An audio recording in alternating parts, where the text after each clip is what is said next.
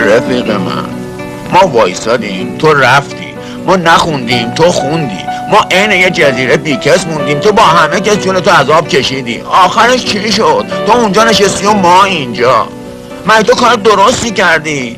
اگه یه مشتریدم دزدی کنه خب دزدیه دیگه. حرفم که میزنی میگن حالیت نی. بابا اگه حالیمون نی تقصیری نداریم، کسی حالیمون کرده که ما جفتک زدیم؟ بابا پا رفیقمی، نوکرتم، تا جونم دارم پاد وای میستم واسه اینکه آدمی. اما دیگه منم سرکوب نزن، کار تو هم که کمتر از ما نیست که. دنیای این روزای من هم قد تن پوشم شده، انقدر دورم از تو که دنیا فراموشم شده. دنیای این روزای من درگیر تنهایی شده، تنها مدارا میکنی، دنیا عجب جایی شده. هر شب تو رویای خودم آغوش تو تن میکنم، آینده این خونه رو با شب روشن میکنم.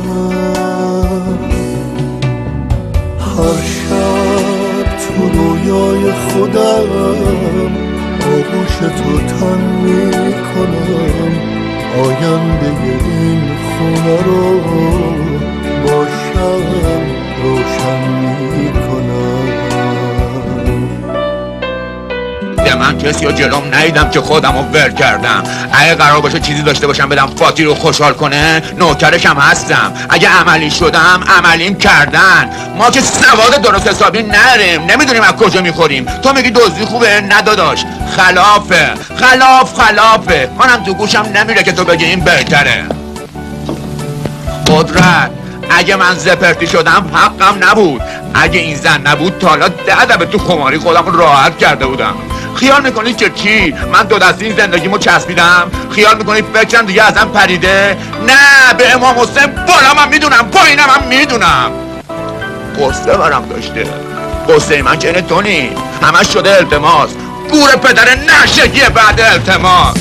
در حسرت فردای تو تقویممو پر میکنم، هر روز این تنهایی و فردا تصور میکنم.